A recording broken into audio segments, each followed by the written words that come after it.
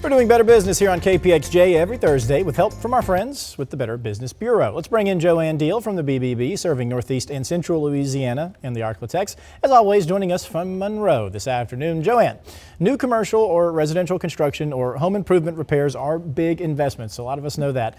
When is a contractor's registration or license required? It's most important that we get back to this topic. We just talked about it a couple of weeks ago, but due to the phone calls and requests for information, we're going to revisit the story and maybe go into more detail about those licenses. So all businesses should be registered if they're in the contracting business. And most importantly, a consumer, whether it's another business owner or a consumer who's a homeowner, or an investment person who's flipping a house, needs to understand that it has to be the correct license before you pursue payment of an individual. In any case, you should not pay a huge down payment in advance, and all payments should not be made until the work is complete. But most importantly, we need to talk about the fact that most people might not understand that there are home improvement licenses, residential licenses, commercial licenses, and mold eradication licenses, and they're all based upon the dollar amount of your project. So commercial and residential groups are going to operate with a $50,000 threshold. So that's the minimum before you have to have that kind of license. With regard to home improvement and mold eradication, $7,500 is the threshold to consider.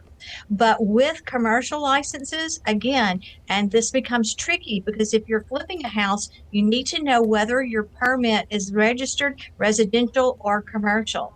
Because with regard to commercial permits, that electrical, plumbing, and mechanical have a different threshold, which is $10,000, but it's a $1 for mold eradication. So make sure you know the type of license you need for your project. And again, the Better Business Bureau has reviews, complaints, as well as scam tracker reports that you can view before you make a decision about using a contractor. Absolutely, Joanne. And a lot of times for people, it's easier to talk to someone instead of check a website. If they're looking for any questions about this topic, how can they get a hold of you guys?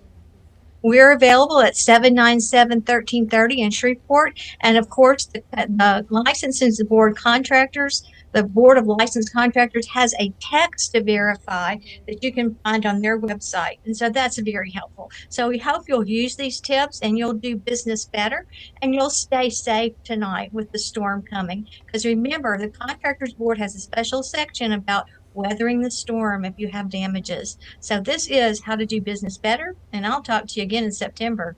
Joanne, do you just want to go ahead and toss to Patrick's weather segment since you did such a good job there? I will be glad to sit in and help with anything, always, Alex. All right, thank you, Joanne.